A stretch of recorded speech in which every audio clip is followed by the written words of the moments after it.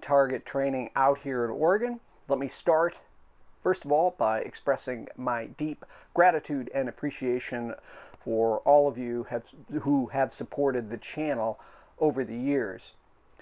And to say the same thing I say in every video, which is if you enjoy our content, please like the video, subscribe, and share it with friends and family.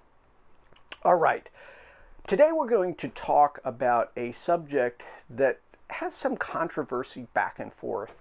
There are some people who believe that the only type of gun you should ever buy is a brand new gun that's never been shot. And there are some other people who believe there's some great deals out there if you know what to look for and how to find them in terms of used guns.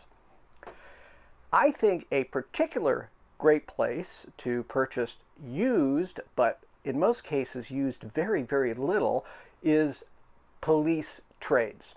So every so many years, a law enforcement agency, whether they're the local city cops or state cops or whatever, will upgrade, quote, upgrade their equipment. So they will sell off a lot of pistols to a dealer, and that dealer will then inspect them, clean them. In some cases, they might go back to the factory first, and while the cops get their upgraded pistols, these previously used firearms are then sold to civilians through federally licensed firearms dealers. So I have been a fan of used police trades for many years, and that's because, unlike what many people think, most law enforcement officers are not doing a ton of training.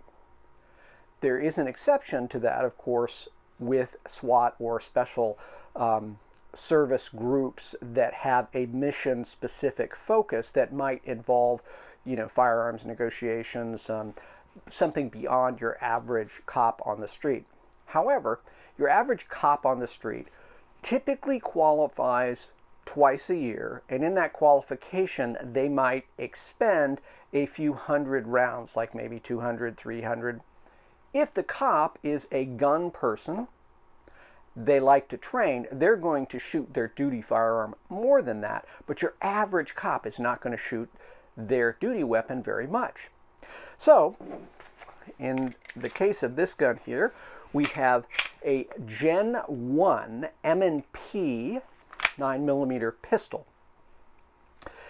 This particular gun looks like it was carried by a police captain, a lieutenant, someone who's not doing a lot of training, because this gun, I think there's a teeny bit of holster wear on it, but other than that, the gun is just mint. I mean, it's absolutely beautiful.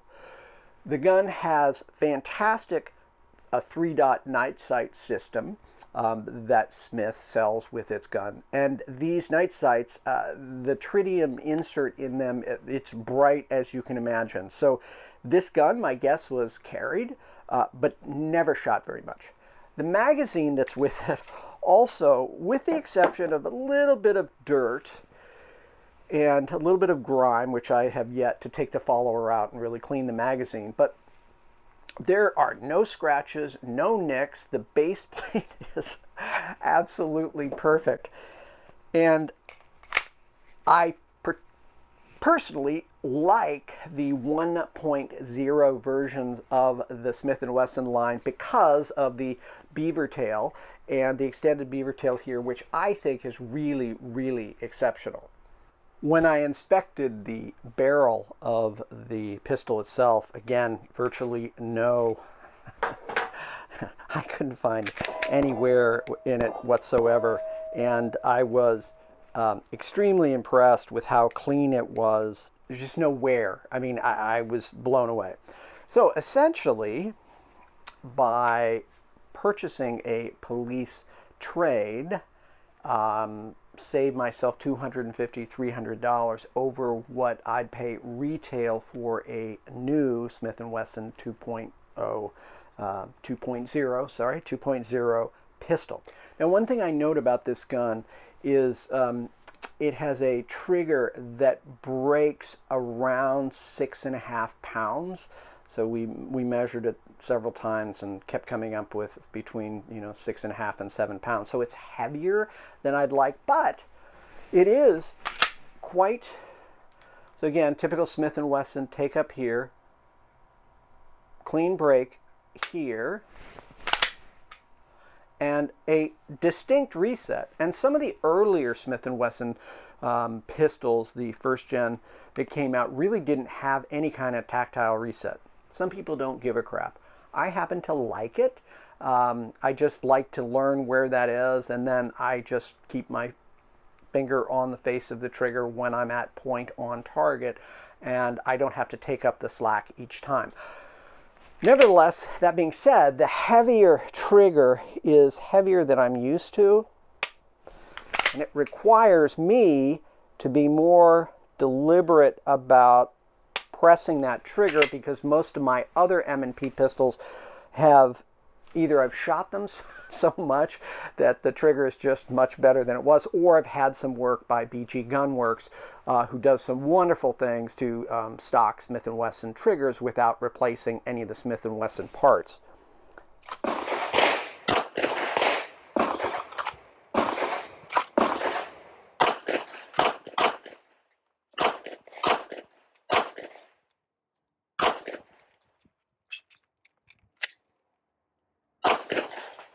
When I took it to the range, expected good results, got good results, was able to do pretty much what I can do with any of my other Smith & Wesson pistols.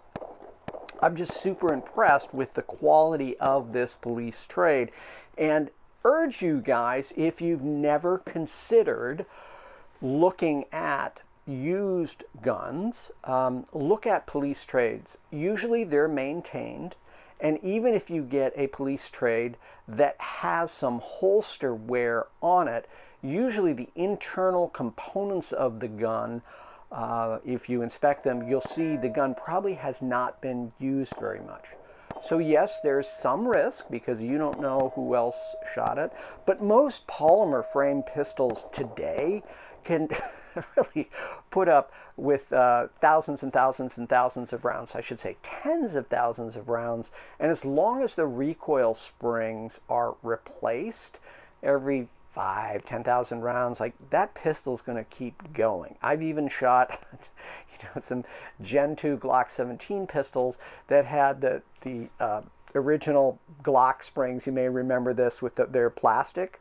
And the inside of the plastic was so beaten up. I mean, this gun had been shot a lot, but it was still functioning.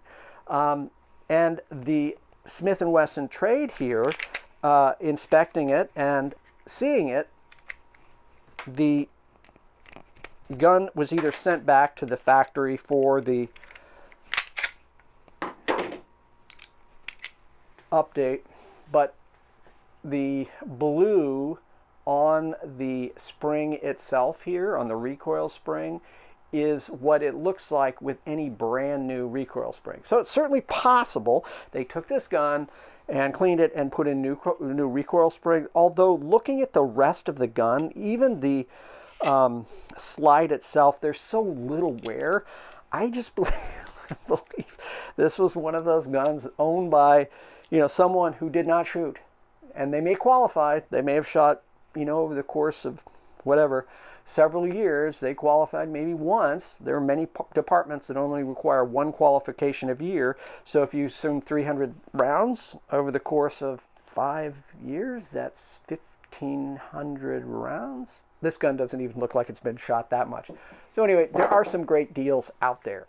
Well, guys, those are some thoughts that I have about the value of used guns, in particular police trades. I think they're phenomenal values out there.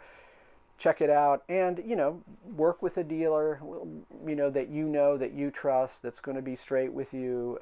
Great thing about Smith & Wesson products is they warranty their products for life. So I bought Smith & Wesson revolvers used that have had timing issues or whatever. I've sent them back to Smith. Smith has repaired them. 100% free. So whatever company you deal with, whatever brand or make that you're working with, make sure they're reputable and make sure they've got your back in the event that their product doesn't perform as advertised. Well guys, thanks so much for watching. Finally, and as always, stay safe.